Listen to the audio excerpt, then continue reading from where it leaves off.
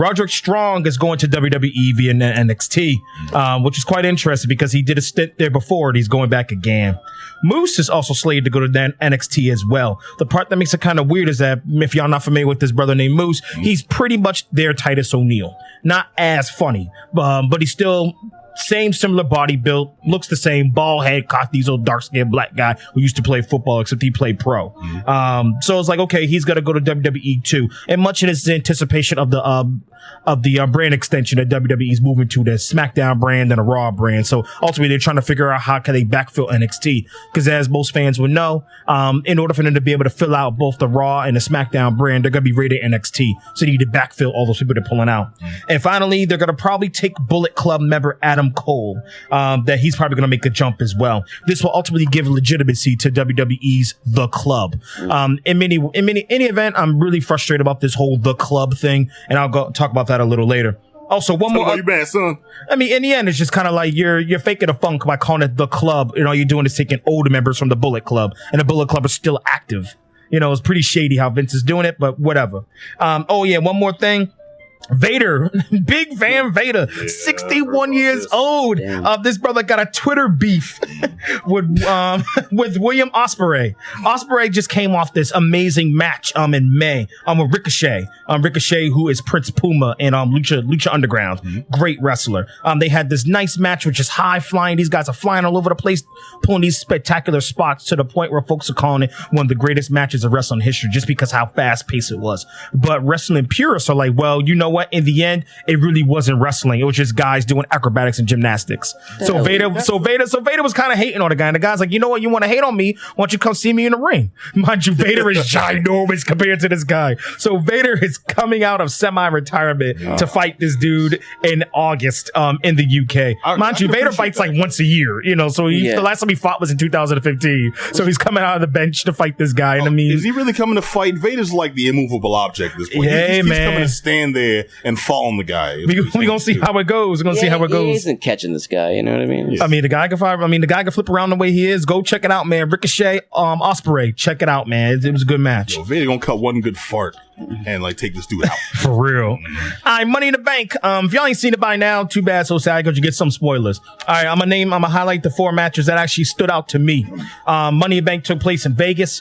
All right, fatal 4-way tag match. Vaudevillains went up against Enzo and Cass, the Club, and the New Day. I was real nervous. I was actually on the edge of my seat on this one, trying to see what's going to happen, and the New Day took it. It was a couple of botch moves in there. If you watch Botchamania, you'll see some of the moves that got botched a little bit, but they made it work. And it worked out good. Good match. Botchamania status, okay. Botchamania status, man.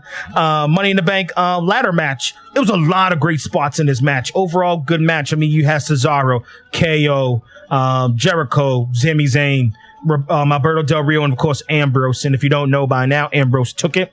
It's one of those things that you kind of knew was coming down the pipeline. It was expected. Yeah. Styles went up against Cena. Adam, you and I were talking about it earlier, just how Cena was willing to job throughout the majority of the match. So good, man. I was just really impressed. I was really impressed that he was willing to have Styles control the match, even though Cena was calling all of it. Right. You know, that's one of the side things about Botchamania. Botchamania lets you know who's calling the match. So you can see Cena calling the match and walking Styles through it.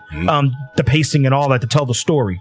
And Cena had him beat him up a lot. The only part that was crummy and much criticism coming from this is that they kind of rushed the finish. And the finish was kind of cheap, with the Club coming in and interfering and Styles winning that way. So that was kind of crummy to have it go down that way.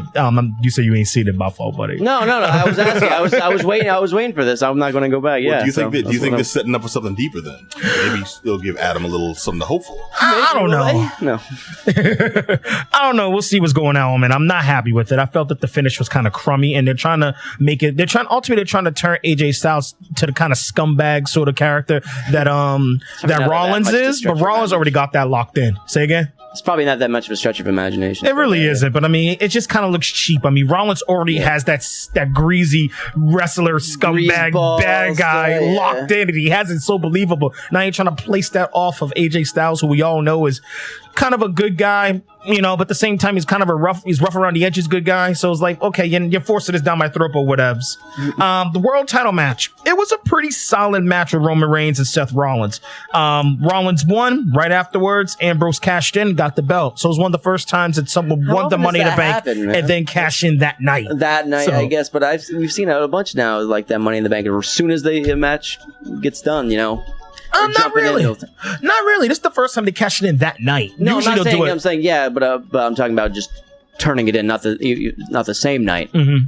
But you'll see happen. Yeah, absolutely. I mean, it was a good deal. I mean, I thought it was a smart move from to cash it in. Just that notion of cashing it in when the other guy's down is the easiest way to win it. Right. So for him to cash it in that night, right after the match, was such a huge deal. To the point, it was one of the few times I legit got goosebumps seeing a pro wrestler do that, because you've seen the guy get emotional when he won the briefcase, and for him to then cash it in and get emotional again for winning the belt, it was just awesome. It was a good night for him. Yeah, for him to be able to fight twice back to back like that and get the belt. So overall, long time coming for him too. It really was. It really was. Overall, it was a good pay-per-view.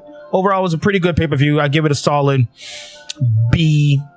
Yeah, B. The rest of the matches were okay, kind of run of the mill. Nothing really stuck out with the rest of the matches. But those matches I named. No Divas matches? There was a Divas match. It was like a Divas, I think it was a Divas tag match or something like that. It was blah. I mean, I'm not going to front. I watched some of it, just kind of skipped through it. I just finished. That's when I got more dip, Pretty much. I just finished reading a review that's saying, you know what? It's sad because it's kind of like they're reverting the Divas back to where they were when they first started. So it's like, what are you doing? And, pretty much, and it's unfortunate because you got quality wrestlers in there. Right. It's really unfortunate. You're trying to ditch that too. Well, okay, so when's the next one? When's the next pay-per-view coming? Next pay-per-view is next month. Yeah, for real. Next month, I want to say, was it like July 23rd or something or other? It's Battleground. Okay, there we go. Thank you. I was like, and Reigns won't be back for that, or will he? In a few weeks when they have another one on TV. He's like, nah, I want the name. So I got you. Reigns will be back because lo and behold, ladies and gentlemen, as we talked about earlier in the show, that Reigns got suspended. He got suspended 2 nights after he dropped the belt, so he'll be back just in time for his triple threat match. High on that Pepto. For real. Real quick, we'll fly through this. Ring of Honor did their best of the world pay-per-view. Interested to say the least. They had the Bullet Club. They did an excellent job. The reason why this is important at all is because, like I said, WWE is going to start rating the legit Bullet Club, start rating them through. I'm going to jump straight to the world title match. Jay Lethal, who's been scouted by WWE big time. Jay Lethal held on to his world title against Jay Briscoe. Really good fight. This was probably one of the best world championship matches I've seen in a long time. Just the fact that they were able to hit high spots and were able to legitimately sell it. And the reason why this is important is because in many ways, Jay Lethal's been hunted by WWE. They've been looking to get this guy, and his response is the same as it always been. Why go to what is an imitation of us while I'm with the legitimate thing? Damn. Because for all intents and purposes, all NXT really is. NXT legit is just Ring of Honor light. And considering the fact that pay-per-view I just laid out for you, the vast majority of those folks were in Ring of Honor prior to this. Kevin Owens, Sami Zayn, Cesaro, all these guys, and Seth Rollins, who fought for the world championship. All these guys are Ring of Honor guys. So that's why it's kind of important to at least look at them, because this is the ground that Vince is tilling and taking from. Best of the world, great pay-per-view. Go find it. You'll find it somewhere. I give that joint a solid A-, B+. Right. That's all I got. Cool. It's enough to make cats to rush back to TNA.